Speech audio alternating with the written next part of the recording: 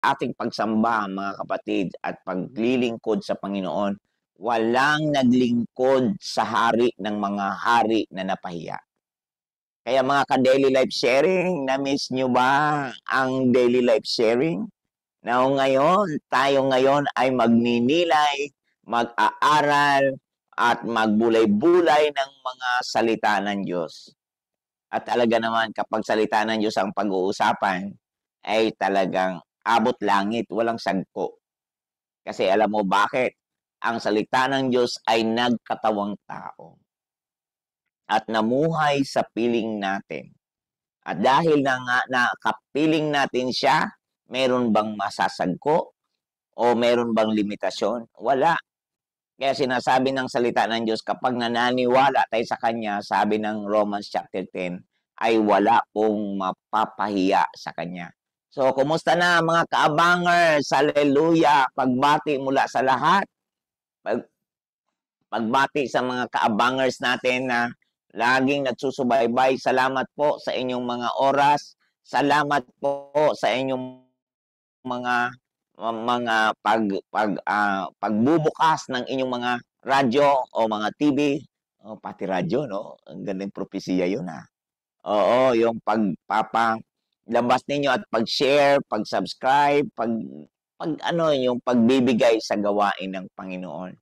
At paglalaganap sa gawain at sa mabuting balita ng Panginoon. At talaga naman ito si Pastor Dong nagsasabi sa inyo mga ka-daily life sharing, habang si Kristo ang ating itinataas ang pangalan, habang si Kristo ang nakaupo sa trono ng kalangitan sa kanan ng Ama, hindi po tayo pagkukulangin ng Diyos.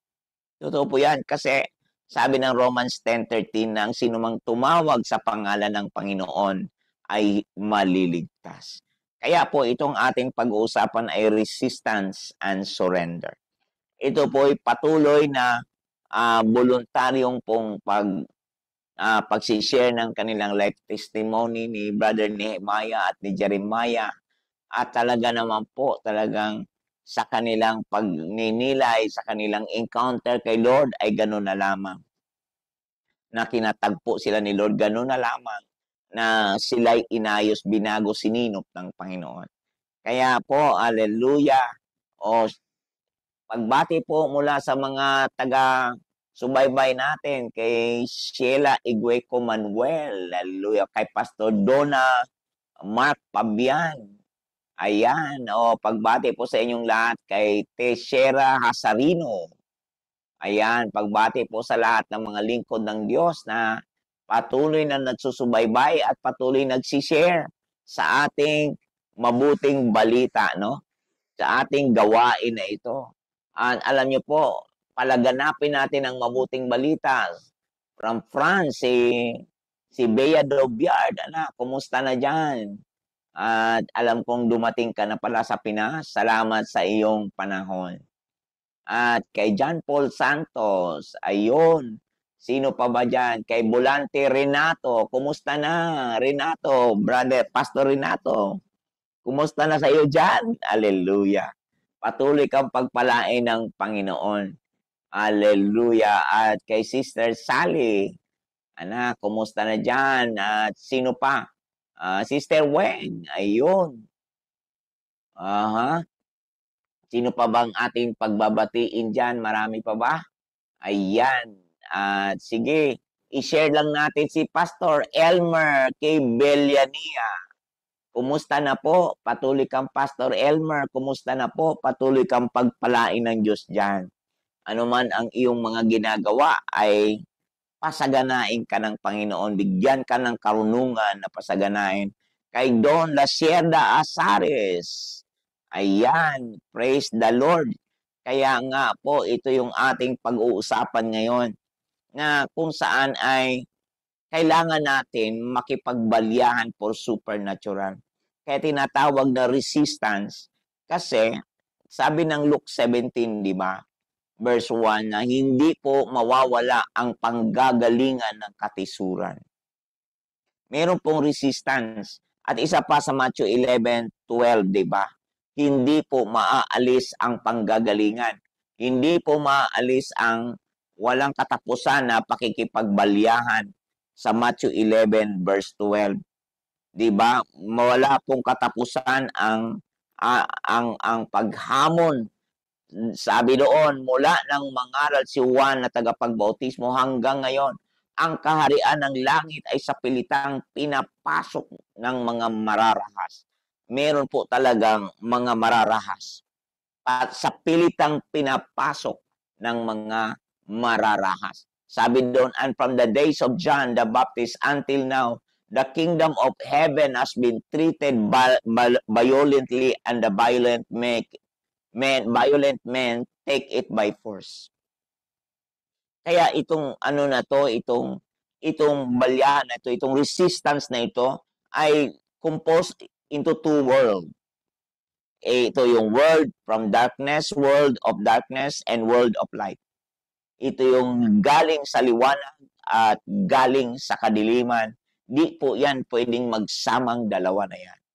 At kaya kailangan, mayroon pong resistance, mayroon pong friction, lagi pong may labanan. Sabi nga ng Luke 17, di ba? Hindi mawawala ang panggagalingan ng resistance. Hindi maaalis ang panggalingan ng resistance. Kaya kailangan po natin na sabi ng Jude chapter 1 verse 3, sabi ni Apostle Jude, it was needful to me to write unto you and exhort you that you should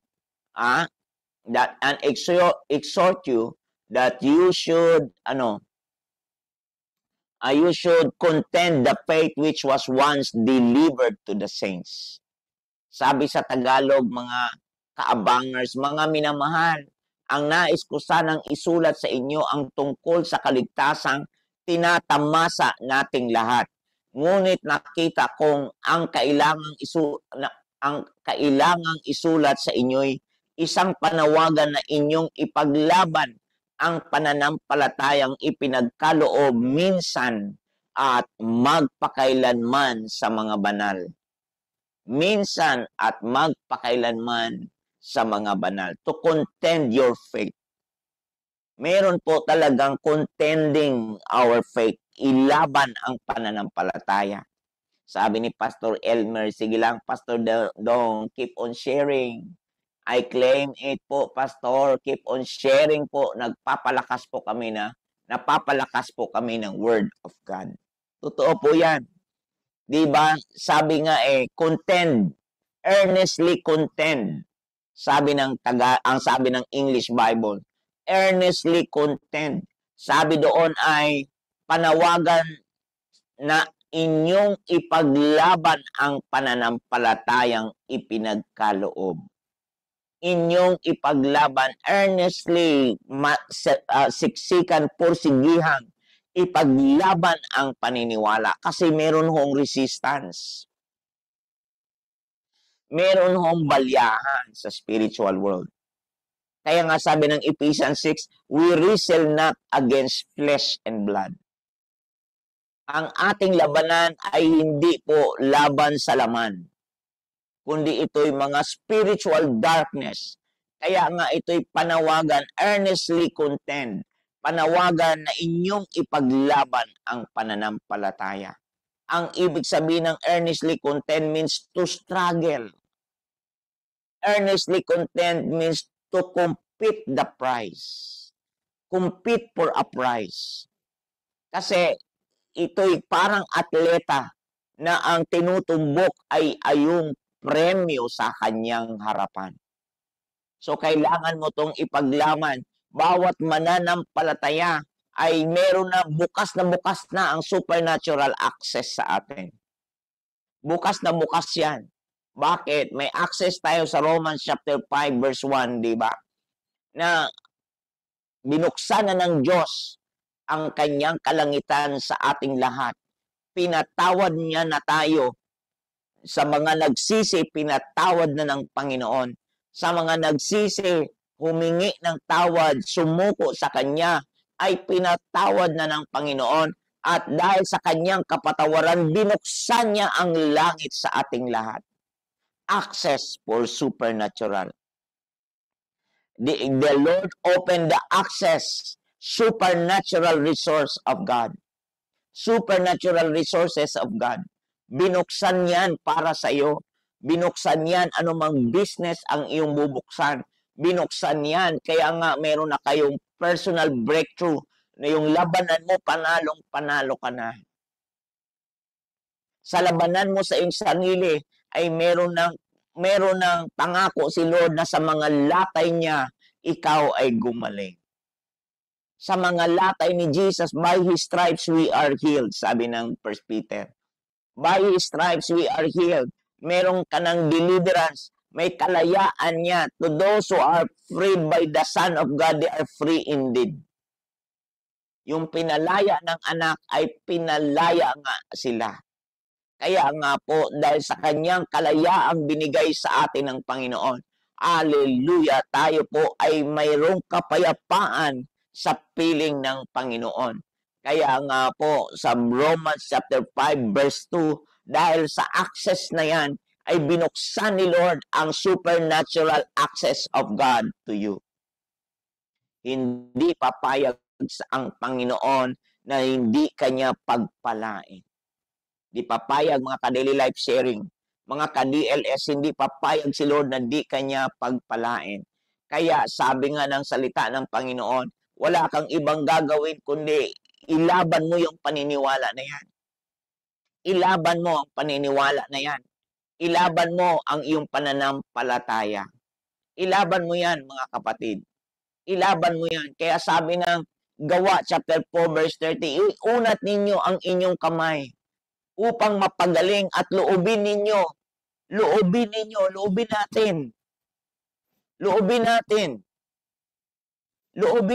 na sa pangalan ng inyong banal na lingkod, sa pangalan ni Jesus, ay makagawa kami ng mga himala. Wow! Hallelujah! Na sa pangalan ng Panginoon, iunat sa panalangin, iunat ninyo ang inyong mga kamay, itaas ang inyong mga kamay sa mga panalangin. Ilapit ninyo sa mga panalangin. Sabi ng Colossians chapter 4, manalangin kayo na ang Diyos ay magbubukas ng access, pintuan sa kanyang mabuting balita sa lahat ng dako. Iunat ninyo ang panalangin. Stretch forth your hand. Iunat ninyo ang inyong panalangin na ang Diyos gumawa ng maraming himala sa pamamagitan natin. Kasi bakit? Christ in us. Christ in us, the hope of glory. Christ in you. Christ in me. At yung Kristong nasa sa atin, nananahan sa atin, ito yung gumagawa ng himala sa pamamagitan ng mga salitang bibitawan natin. Tayo ay simpleng instrumento lang. Kaya bilang instrumento, tayo ay atmosphere changer, agent of change. Yan ang number 1, agent of change. Ikaw ay atmosphere changer. Dala-dala mo ang mabuting balita na kaya mong pagbaguhin ang iyong paligid. Kahit merong pang resistance, mga kapatid, ikaw ang magpupursige, ikaw ang mag-i-insist. Kaya nga sinasabi ng James chapter 4, resist the devil and he will flee away from you. James chapter 4 verse 7 to 8. Yan yung, if you are agent of change, you have to resist the devil. You have to resist your enemy. Kaya nga, you are an atmosphere changer. Ikaw ay instrumento ng pagbabago. At tuwing makikita at maririnig nila ang mabuting balita na ipinapahayag mo, ang mga sino mang mananalig at tumanggap nito ay talaga po ay sila ay mababago. Amen po ba? Kapag once ikaw ay nagpasakop, you submit to God, mga kapatid, nagpasakop ka sa Diyos, at kapag iyong ipinakwil ang kaaway, siya po ay lalayo sa inyo. Sabi niya doon, kaya nga pasakop kayo sa Diyos, labanan ninyo ang diablo at lalayuan niya kayo. lumapit kayo sa Diyos at lalapit siya sa inyo. Hugasan ninyo ang inyong mga kamay, kayong mga makasalanan, linisin ninyo ang inyong puso, kayong pabago-bago ang isip. Bakit linisin ang inyong mga puso? Paano yung kaligtasan na ito ay regalo at hindi kailangang pagpunyagian?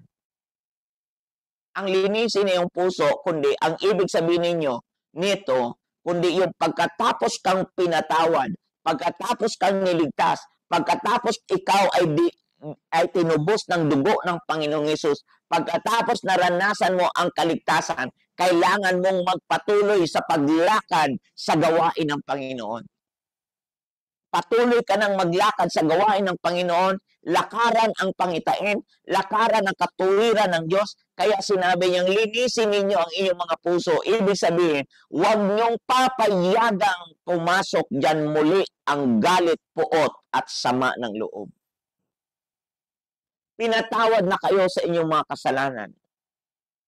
At huwag ninyong hayaang gumapang ang gall of bitterness at huwag niyong hayaang kapusin kayo ng grasya, sabi ng Hebrew chapter 12 verse 15. Huwag ninyong hayaang kapusin kayo ng grasya at gapangin kayo ng grabing gall of bitterness na maraming nadumihan, nadungisan, na dating nilinis. Pero dahil pinatulan ang galit, sama ng loob, gumapang ang spirit of error. Kaya kailangan mo maging agent of change. Kaya sabi ng Hebrew chapter 12:15, pag-ingatan ninyong huwag tumalikod ang sino man sa inyo sa pag-ibig ng Diyos. Huwag kayong magtanim ng sama ng loob na dahil dito'y napapasama ang iba. Dati itong mga ligtas. Ito ay mga ligtas. Kaya meron pong pagpapatuloy sa paglakad. Kaya merong agent of change. May mga instrumento talaga. May mga tao talagang gamitin si Lord. Ano ang sabi ng Acts chapter 4 verse 30? Sabi doon ay ganito. Sabi niya, iunat ninyo ang inyong kamay. Ibig sabihin ng iunat ang inyong kamay, taas ninyo ang inyong sarili sa panalangin. Upang magpagaling, kasi ang panalangin nagpapagaling. At loobin ninyo sa pangalan ng inyong banal na lingkod, na si Jesus. Loobin ninyo. Kasi minsan, loobin ni Lord. Loobin ni Lord. Excuse me. Loobin ni Lord. Kung hindi mo naman luluubin. Lagi nating as the Spirit will. Kung hindi mo naman talaga luluubin. Kasi ang greatest gift na God gave you ay ito yung power to choose. Nasa sa iyo ang pamimili. Nasa sa iyong kamay ang pamimili. At yung pamimili na yan ay ikaw ang magdi-decide. Pag ikaw hindi magdesisyon, wala pong magawa ang Panginoon. Kasi bakit? Igagalang ni Lord ang ating pagpipili natin. Kasi bakit? Pag hindi niya ginalang yan, nagsisinungaling siya sa kanyang salita. Yan ang ayaw ng Panginoon, ang magsinungaling. Ano ang salita niya? Let them have dominion. Let them. Binigay ng Diyos sa tao. Ang pamamahala, ang pamimili, nasa tao. Loobin ninyo. Sabi doon ninyo na sa pangalan ng inyong banal na lingkod na si Jesus ay makagawa kami ng mga himala. Napansin niyo ba yung word na makagawa kami? Ng mga himala. Tayo ang empty vessel. Si Lord ay mananahan sa iyo at yung kapangyarihan ng Holy Spirit na gumagalaw sa iyo, yan ang gumagawa ng himala sa pamamagitan ng iyong mga pagpapahayag. Kaya nga po, daily life sharing. Kaya nga po, daily life sharing. Nakakapagbuo ka ng isang klase ng atmosphere. Isang klase ng kapaligiran. Isang kapaligiran na ang iyong influence, na ang kakakayanan ng Diyos ay nahahawa ang paligid. Nakakahawa ang presensya ng Diyos. Oh, mind you, nakakahawa din ang presensya ng kaaway. So, saan mo ibig mahawa? Mahawa ka sa presensya ng Diyos o mahawa ka sa presensya ng kadiliman? Matangay sa presensya ng Diyos o matatangay sa presensya ng kaaway? Alam niyo po, pareho pong may influence yan. Pero ito, ikaw ay isang lingkod na nagdadala ng hawa sa iba. Amen po ba? Ikaw ay nagdadala ang lahat ng tao ay naaapektuhan na nahahawa mo nga sila. Magkaiba yung infectious sa contagious. Infectious, negative. Contagious, positive. Nakakahawa.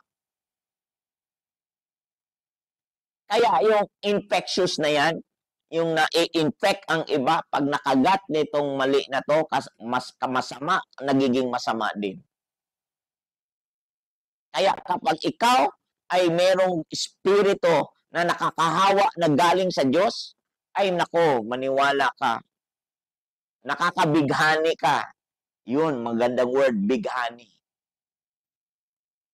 Nakakabighani ka. Magkakaiba yung nakakapagbighani, nakakahawa, at nakakabighani. Wow, galing, di ba? Kaya you are agent of change. Ikaw ay nagdadala ng change sa sports, nagdadala ng change sa business world, nagdadala ka ng change doon sa taong laging galit. Nagdadala ka ng kagalakan sa taong galit.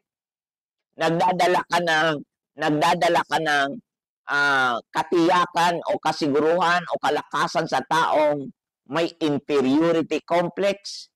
Nagdadala ka ng buhay sa mga taong nasusuppress. Nagdadala ka ng buhay sa mga taong nagpapakalma ka sa mga taong agresibo sa mali. Nagpapakalma ka, nagiging lingkod ka, nagiging isa ka sa mga pagpapala sa kanila. At imaginein mo kung ikaw ay agent of change. Pangalawa, imaginein mo kapag ikaw ay agent of change, number one, kapag ikaw ay agent of change, ikaw ay nagdadala ng manifestation ng presensya ng Panginoon. Nagdadala ka ng manifestation. Ibig sabihin ng manifestation, every time na tatayo ka, halimbawa, sa 2 Chronicles chapter 5, verse 13 to 15, basahin natin. Ang mga umiihip ng trumpeta at ang mga mang-aawit ay sama-samang nagpupuri at nagpapasalamat kay Yahweh. Manifestation ito. Sa saliw ng mga trumpeta, pumpyang at iba pang mga instrumento ay inaawit nila ang ganito. Purihin si Yahweh sa kanyang kabutihan. Amen po ba? Purihin si Yahweh sa kanyang kabutihan. Purihin ang Diyos sa kanyang kabutihan. Amen po ba doon? Sa kanyang kabutihan. Purihin ang Panginoon sa kanyang kabutihan. Pag-ibig niya ay tunay, laging tapat kailanman. At ang templo ang tahanan ng Diyos ay napuno ng ulap. Wow, grabe to. Kaya't ang mga pari hindi nakatagal sa loob upang makapag-minister, upang makapaglingkod, na puno ng kaluwalhatian ni Yahweh ang buong templo. Manifestation. Tingnan nyo po yung manifestation nito. For the Lord is good and His mercy endureth forever. For the Lord is good. Sabi doon, the house was filled with a cloud. Manifestation. Kaya kailangan umatras ang mga saserdote. Kailangan umatras ang mga pari sapagkat ang Diyos ay nag-take over.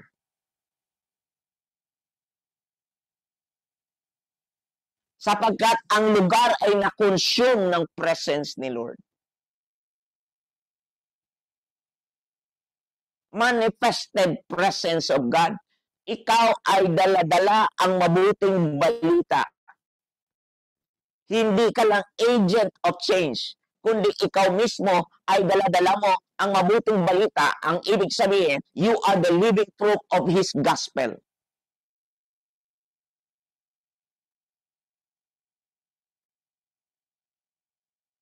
Grabe to, di ba? Nasa 1 John chapter 4 verse 17, as He is, so are we.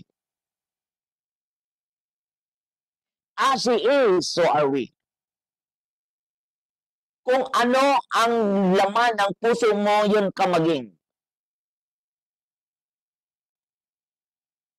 What you eat is what you feed on.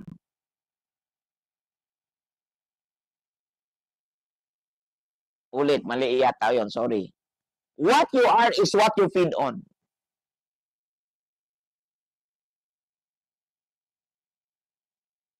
What you are is what you feed on.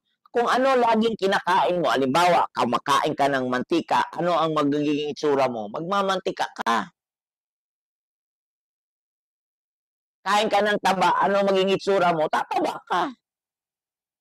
Na-imagine nyo ba kung pinuno mo ng pagsamba ang buhay mo, pinuno mo ng pagpupuri ang buhay mo, pinuno mo ng tungkol sa mga bagay na kaaya-aya, kalugod-lugod, Philippians 4:8, kalugod-lugod, kawili-wili, mga kabutihan, trustworthy, what is good. Di ba? Pag pinuno mo yan yung kamaging. The abundance of the heart, the mouth speaks, yung kamaging. Kaya nga, as one to make one sound. Ikaw ay nagkadala ng hudyat. Hindi ingay lang kundi hudyat ang buhay mo sa iba.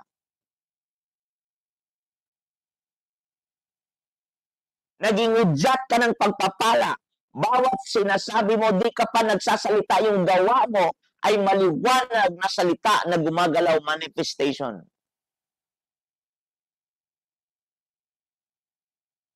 That's why He said, as He is, we also are in this world as He is. Can you imagine kapag ikaw merong ganyan na manifestation? Yung sinasabing resistance, hindi lang to resistance na lagi ka lang nakikipagbalyahan sa mali.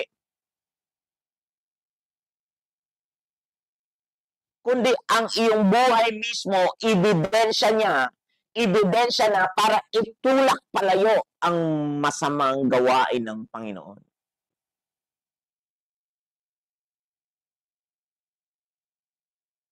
Sa galaw mo pa lang, na hindi mo na kailangan pang isipin, na hindi mo na kailangan pang pangpunyagian. Kasi ang humalili na sa buhay mo, ang nagiging lahat-lahat sa buhay mo ay walang iba kundi yung Christ-like attitude. Walang iba kundi kung sino siya yung ka naging maging. Dahan-dahan, ito yung God's heart desire. Be perfect as He is perfect, Matthew 5:48. Be holy as He is holy. Be merciful as your Father is merciful, Luke 6:36. Kung sino siya, yung ka. Kaya yung manifest presence of God ay napapagbago ang paligid.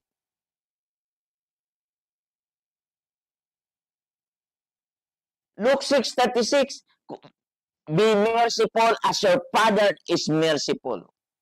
Be perfect, Matthew 5:48, be perfect as your Father is perfect.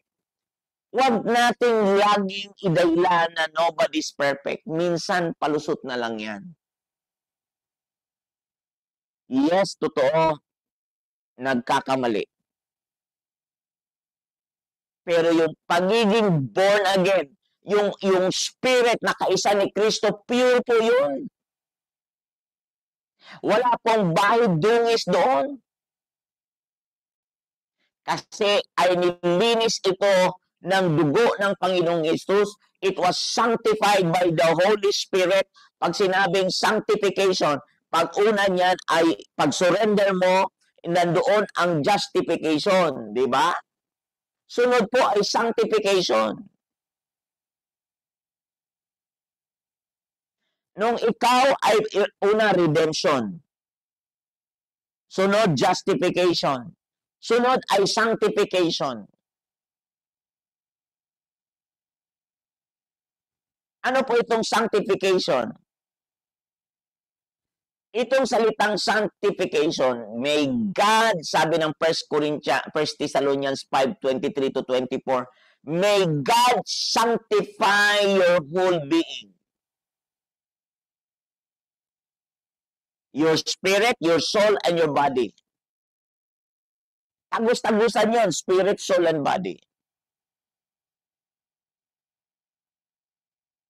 May God sanctify. Ito yung ongoing process kasi ito po yung Holy Spirit na kung saan isa-sanctify niya ang iyong pagkatao kasi wala pong English na holified. May God holified. Ang sanctification ay nagtutukoy sa holiness.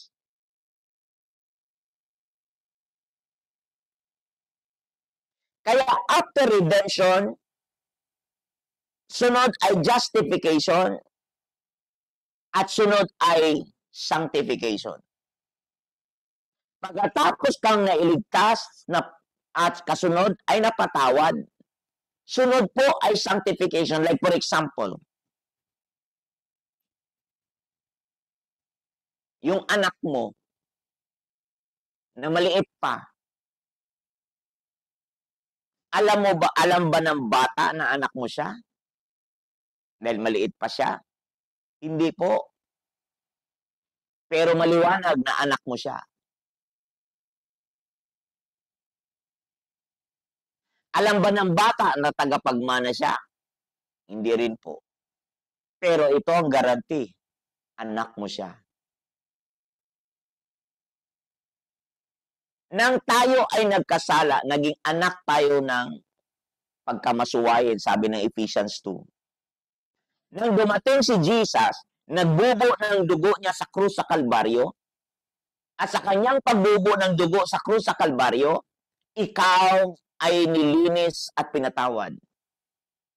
Ikaw ay niligtas, at ikaw ay pinatawad, at ikaw ay nilinis. Ito ang kasunod. Ikaw ay masasanctified. Now, listen. Habang ang bata ay lumalaki, nagkakaroon siya ng kamulatan. Nagkakaroon siya ng pangunawa na siya'y kabilang sa bahay. Unti-unti niyang naintindihan ang pagtawag ng mama, papa. Naiintindihan niya unti-unti ang kanyang karapatan. Naiintindihan niya unti-unti na siya'y tagapagmana. Naiintindihan niya na siya'y Kampoy family halimbawa. At nang lumaki na siya, hindi mo na siya pa mababago sa Kampoy. Hindi mo na siya mababago pa dahil bakit? Likas na sa kanya. By nature, hindi na kailangan pang mag-isip kung Kampoy siya. Siya ay automatic na Kampoy. Siya ay tagapagmana. Siya ay ganyan din sa kaharian ng Diyos. Hindi mo rin kailangang mag-isip na tagalangit ka. Automatic na tagalangit ka. Hindi mo kailangang mag-isip na anak ka ng Diyos. Automatic na anak ka ng Diyos. At dala-dala mo ang katangian, na dala-dala mo ang kalikasan ng Panginoong Hesus. Ang sabi ng 2 Peter chapter 1, we are His divine nature is within us.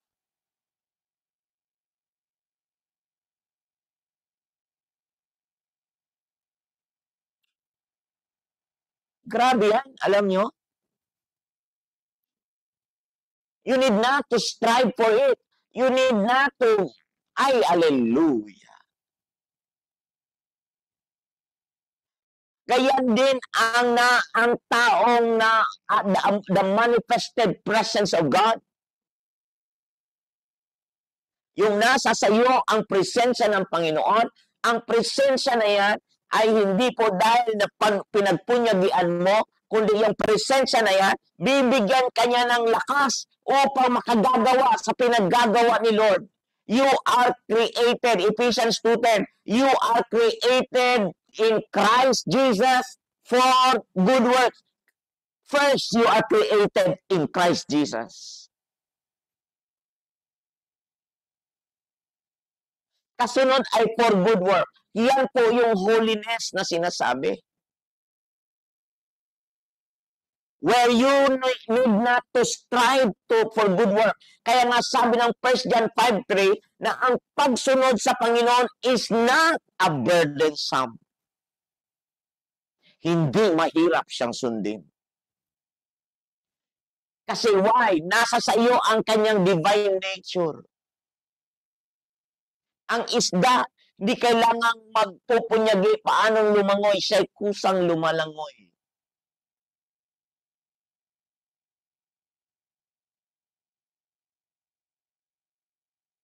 Kaya yung sanctified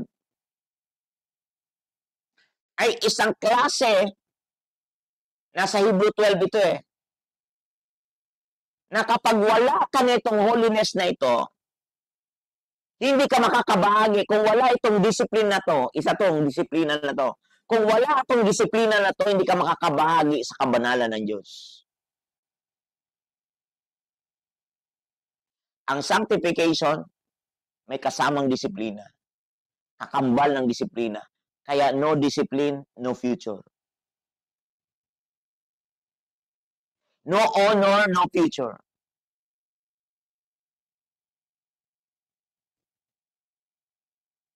Lagi ka nalang talunan araw-araw, nagbibilang ka nalang lagi na talunan araw-araw. Kailan ka lalago?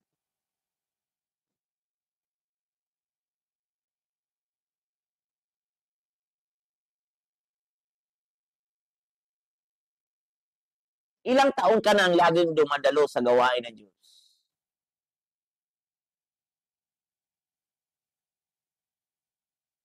Habang bata pa siya, sabi ng Galatians chapter 4, wala siyang kasing katulad ng alipin. Walang pagkakaiba kahit bata pa itong tagapagmana. Wala siyang ang kanyang karapatan, ang kanyang buhay ay walang pagkakaiba ng alipin kasi siya ay bound.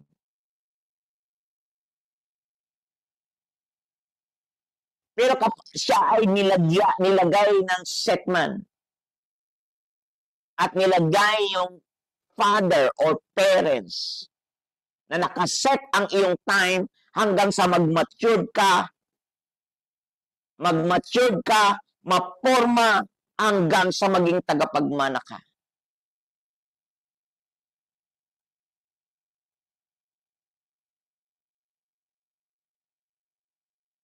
Kaya makikita mo na yung salitang sanctified means to be clean.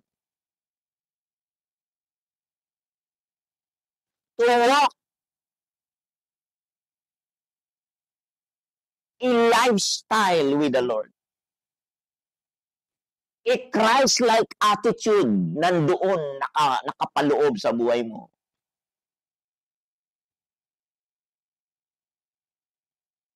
Hindi tayo lagi na lamang tao lang ako, tao lang ako. Totoo din naman tao ka eh. Pero tingnan mo, if you catch the spirit, scapegoat lang eh.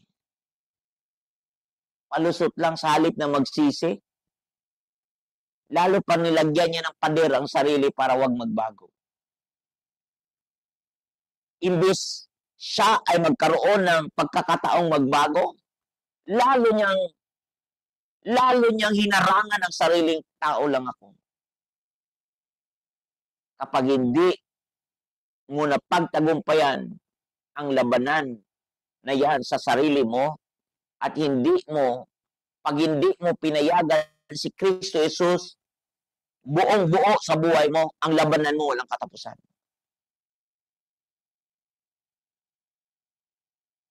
Walang katapusan na struggle yan. At kapag walang katapusan na struggle yan, iyan ang isa sa nakakapagod na buhay. At nawa namang mapagod ka na.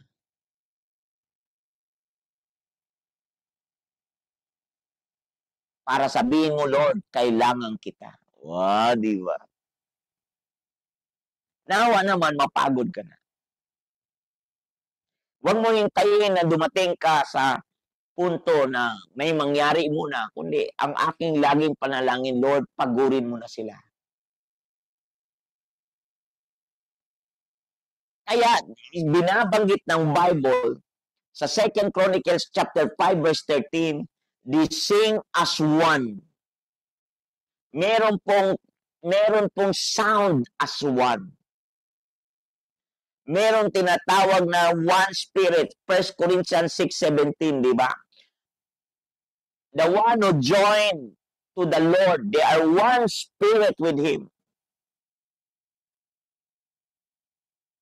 Dito sa 2 Chronicles 5:13, 5:11, 5:13, they flowed together as one. There is a one sound. That's why the 1 Corinthians 6:17, the one who joined himself to the Lord is one spirit with Him. There is one language. One language, and that language is no other than the name of Jesus is lifted up.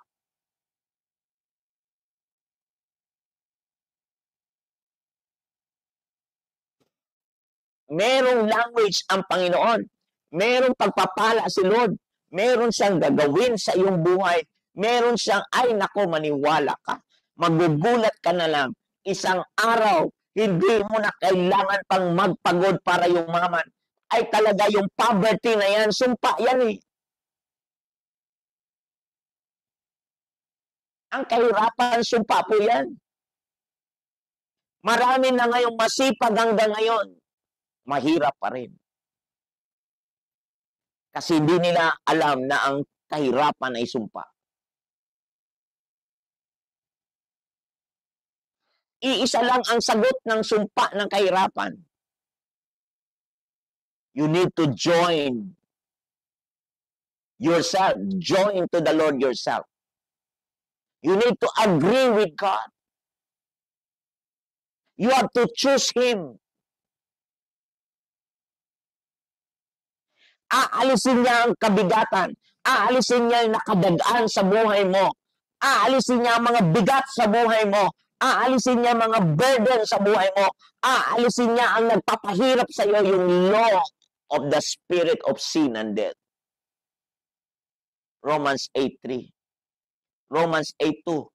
yung law of sin and death, aalisin niya yun na nakadagaan sa balikat mo. May law po yun, yung law, gravitational law, yung law of gravity, na yung law of sin na ito, na nagpapahirap sa iyo, nakadagaan sa iyo araw-araw.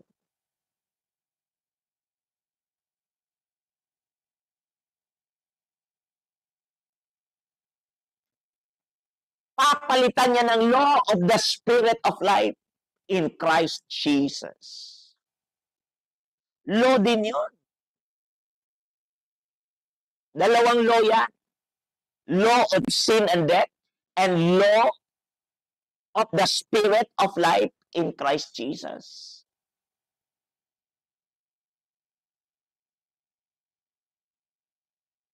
Kaya itong atmosphere na to, itong manifested presence of God na ito yung klase ng presence na kung saan na nakapaloob sa buhay ni Kristo Jesus na siya, sabi ng 2 Corinthians 8:9, na bagamat siya'y mayaman, siya'y nagpakadukha upang sa pamamagitan ng kanyang kahirapan, ikaw ay yumaman.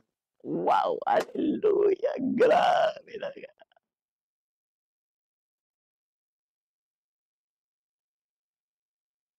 You are one spirit with Him.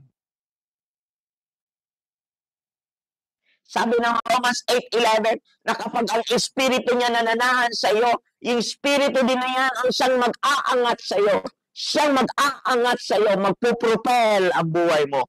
Ay talaga namang paangat ng paangat ang buhay mo. Kaya hindi pa tinutupad ni Lord maaari hanggang ngayon kasi yung maturity mo questionable. Yung mag-manage questionable. Maliit pa nga lang ang hawak mo. Nararamdaman na ni Lord, nakikita ni Lord na yung mayabang ka na kaagad. Nakikita ni Lord na kapag yumaman ka, andun ka na sa mall, wala ka na sa gawain. Alam din ni Lord kung sino ang kanyang pagyayamanin. Alam ni Lord yan. Kaya meron po, it takes maturity. It takes a knowledge and understanding. Bakit kapag yayamanin ni Lord? Dahil titiyakin ni Lord na ang iyong kayamanan at ikaw ay kanyang mapakinabangan. Ikaw at kanya at ang iyong kayamanan ay maglingkod sa purpose ni Lord. David served the purpose of God in his generation.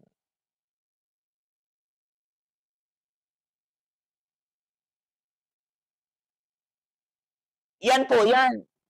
As one. Kanina, clean by God. Diba? Kanina, sanctified and not holified. Kasi walang word na English na holified. Kaya sabi niya, may God sanctify you. Kaya mula redemption, justification, and sanctification. Redemption, justification, sanctification.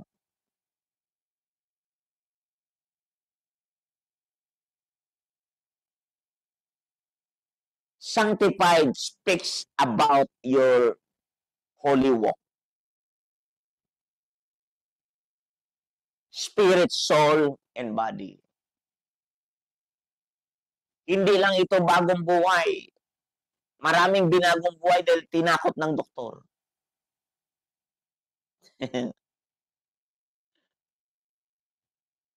Kung hindi ka tinakot ni doktor na mamamatay ka bukas, hindi ka magbabago sa bisyo mo. Hindi ito bagong buhay dahil sabi ng tao.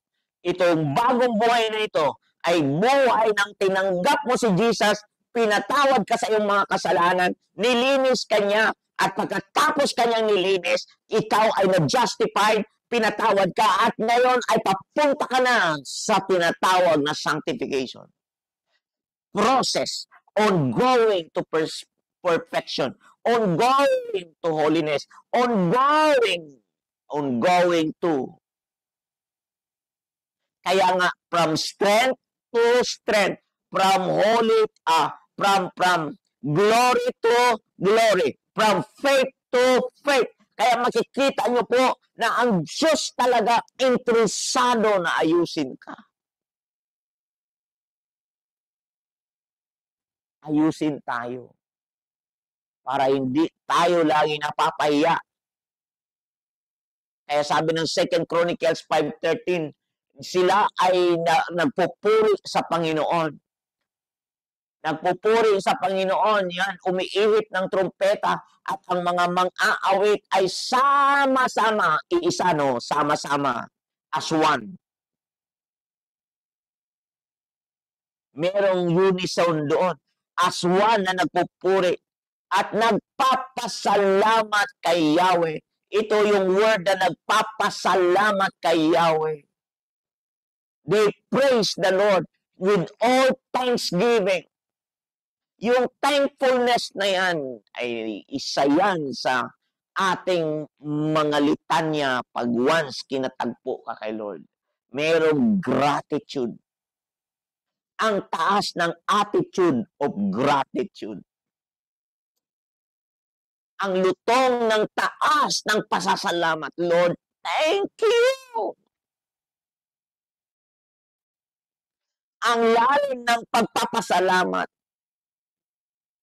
Alam niyo po, ang Diyos nag-i-expect din ng pasasalamat sa tao. Merong 10 kitongin na pinagaling. Alam niyo po ba, isa lang ang bumalik. Hinanap ng Diyos yung siyam. So, ang Diyos ho ay naghahanap po. They praise the Lord. Hallelujah. Nagpupuri, sama-samang nagpupuri at sama-samang nagpapasalamat kay Yahweh. They praise the Lord. Saan ka pa niyan? Bakit sinasabi mo na ikaw ay nasa Panginoon? Nasaan ang thankfulness heart? Nasaan yung attitude of gratitude? Nasaan yung sinasabi mo na, Lord, I submit my life to you and I resist and draw near to you, O God. And I believe that you will draw near to me. I believe na ikaw ay babalik sa akin. Ako'y lalapit sa iyo at lalapit ka rin sa akin. Pero may condition po yun. I-resist ang kaaway. At paano mo nire-resist? Pag meron kang thankfulness heart. Thankful heart. Alam mo, yung balik pasasalamat, talaga sabihin ko sa iyo, isa yan sa katangian ng taong pinagpala ng Diyos.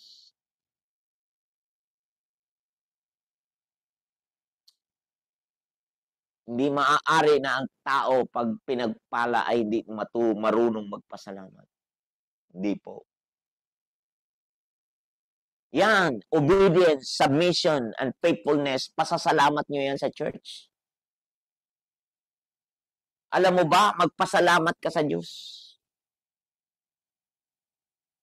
May taong ginamit sa iyo na nagpakabibig para sabihin sa iyo ang tungkol sa Panginoon, ang katotohanan. At dahil sa katotohanan na yan ay pinalaya ka. At nang pinalaya ka, pinagpala ka. Now, kung paano hinanap ni Lord ang siyam na kitongin, ang 10 kitongin na pinagaling. At isa lang ang nagbalik at hinanap ang siyam, di ka ba rin niya hanapin?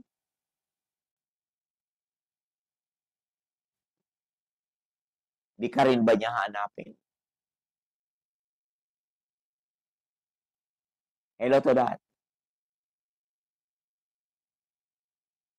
In conclusion, itong supernatural work of God na ito, dahil doon, bumaba ang presensya ng Diyos. Pagbaba ng presensya ng Diyos, huwag ka nang mangimasok, siya na nga yun eh. Huwag mo nang ipilit ang iyong method. Huwag mo nang ipilit ang iyong sariling paraan. Huwag mo nang ipilit ang sarili mong idea. Huwag mo nang ipilit ang sarili mong kakayanan. Huwag mo nang ipilit. Siya na nga ang humalili. Siya na nga ang nandoon. Ultimate na ho yun. Bakit ka pa makikialam na siya naman na ang gumalaw?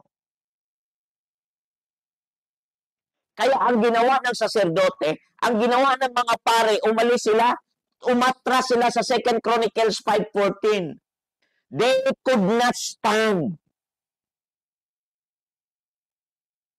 Hindi nila matagalan ang presensya ng Diyos.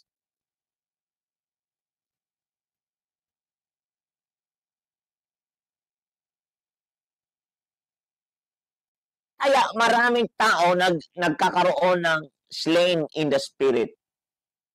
Dahil ang tao talaga, pagdating sa presensya ni Lord, walang makatatagal. Talagang para tayong yelong natutunaw sa init. Pag presensya ng Diyos ang bumaba. Pag ang presensya ng Diyos ay bumaba sa buhay mo, lahat ng mga di maayos, maaayos. Pag presensya ng Diyos ay bumaba sa buhay mo, lahat ng struggle mo ay mawawala. Pag presensya ni Jesus dumating sa buhay mo, magugulat ka, hindi mo na mamalayan, magaling ka na pala. Walang ka-struggle na hindi mo namamayang mayaman ka na pala. Because the law of the Spirit of life in Christ Jesus set you free.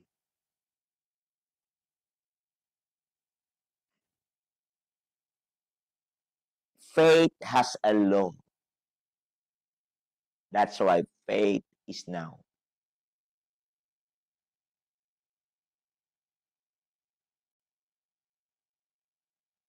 Kaya tinawag yan the law of the Spirit of life. Ito yung klase ng law na nakapaloob sa buhay ni Jesus, na kapag siya ay bumaba sa buhay mo, ay para ka lang na tubig, susunod na lang.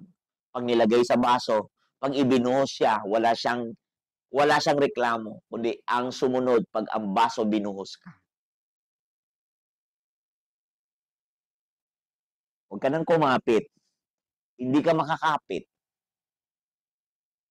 At ang nature ng tubig, pag bumaba, pumupunta sa mababang lugar. Nature ng tubig yan. Alam mo ba, ang Holy Spirit, siya po ay nananahan sa mabababang puso. Nais mo ba na ang presensya niya ay bumaba sa iyo? Yang manifested presence of God na yan, yan ang nagpapabago ng atmosphere. Nagpapabago ng paligid. Nababago biyanan mo, nababago manugang mo, nababago paligid mo, nababago mga tao sa iyo. Hindi dahil ikaw ang nagbumago sa kanila, kundi yung Kristong sumasa iyo. Ang sarap, di ba? Ang sarap dahil yung Kristong sumasa iyo, nananahan sa iyo, pinayagan mo, nang bumaba siya, just tell yourself, Lord, I must decrease so that you will increase in my life. Sabi niya sa Isaiah 60 verse 3, His glory shall be seen upon you. His glory shall be seen. Makikita niya makikita ng iba ang manifested presence na yan. Makikita yan sa simbahan, makikita yan sa lahat ng mga taong iyong nakakapiling, nakakasama. Nakikita ang Diyos. Now, challenge ko sa'yo, sino po ba ang nakikita sa buhay mo?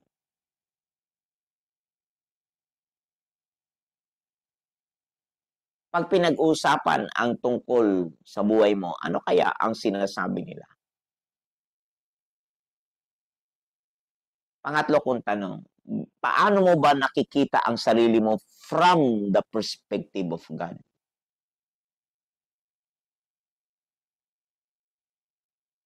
Di ba? Kaya sa Isaiah 60 verse 3, His glory shall be seen upon you.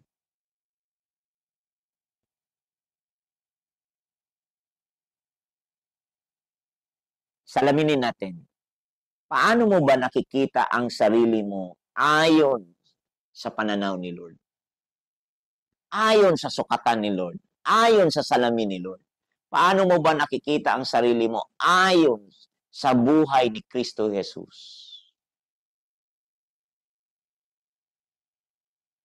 Kaya lahat ng nananalig, nanampalataya sa Panginoong Hesus ay hindi napapahiya. Kaya lahat po ng nagtitiwala sa Diyos ay naliligtas. Kaya ngayong hapong ito, ngayong araw na to, ito yung araw ng pagliligtas ng Panginoong Hesus sa iyo. Ito yung araw na lilinisin niya at babaguhin ang buhay mo. Praise be the name of Jesus. Oh Lord, let us pray. Oh Lord Jesus, I surrender my life to you. I surrender my life to you. All to Jesus, I surrender my life. All to Jesus, I surrender my life to you, Lord. Oh, hallelujah. Hallelujah. Come into my heart. Come into my spirit, Lord Jesus. Reign into my heart. Have your way in my life, Lord.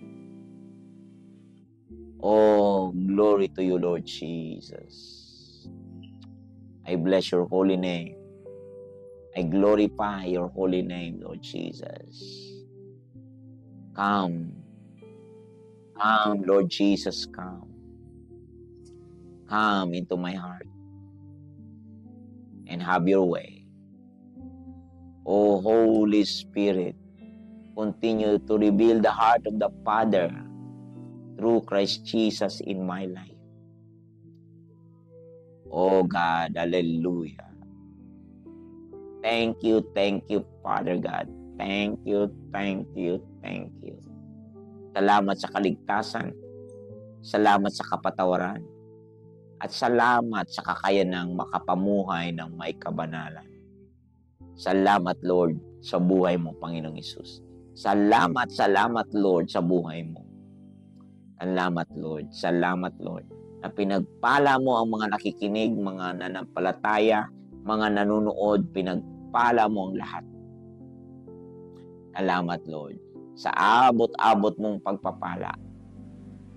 Salamat, Lord, na winakasan mo na ang kahirapan at pinalitan mo na ito ng kasaganaan. Salamat, Lord. Salamat. Oh, yes, Jesus. Oh, come to me, Lord. Come to me. Oh, yes, Lord. All glory belongs to you, Lord. All the honor, all the praise, all my thanksgiving. Oh, yes. Oh, yes. Oh, yes, Lord Jesus. Lord, pagpalain mo ang mga nanonood. Pagpalain mo sa oras na ito. Ano man ang kanilang mga dinadanas ngayon, nasa banig man sila ng karamdaman, tanggapin mo ang iyong kagalingan. O nasa gitna man sila ng kawalan, tanggapin mo ang kasaganaang pangako ng Diyos sa iyo. Wala ka mang trabaho, tanggapin mong magkakatrabaho ka sa ngalan ni Jesus. Tanggapin mo ang kalusugan, karunungan, kaalaman, kaunawaan, tanggapin mo. Kung meron mang kaguluhan, tanggapin mo ang kanyang kapayapaan. Sumayo ang kapayapaan ng Diyos. Sumayo ngayon din sa ngalan ni Jesus. Sumayo ang grasya ng Diyos sa pangalan ni Jesus. Oh, right now, in the name of Jesus. Tanggapin mo sa ngalan ni Jesus. Tanggapin mo ang buhay ng Panginoong Jesus. Hallelujah. Praise Him right now. Praise Him. Glorify His name. Dakilain mo siya, daluwalatiin mo siya. O pasalamatan mo siya. Salamat, Lord. Salamat, Lord. Salamat, Lord. Salamat sa iyong kabutihan. Salamat. Salamat. Oh, Lord Jesus, salamat. Salamat, Lord. Oh, thank you, Lord. Thank you, Jesus. Oh, all the glory belongs to you. In Jesus' name. Amen. Amen.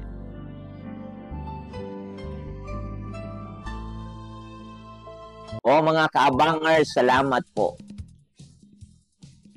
Salamat po sa mga pagkakataon na talaga namang hindi nyo nilubayan ang gawain ito. At patuloy po natin itong i-share, daily life sharing, patuloy nating i-like, patuloy nating pagpalain ang mga ibang tao para maranasan din nila ang naranasan mo. Pagpalain kayo ng Panginoon at habang si Kristo nakaupo sa kanan ng Ama, hindi po tayo pagkukulangin ng Diyos. Ito po ang inyong lingkod, Pastor Dong Campoy po. And God bless you po and bye-bye you.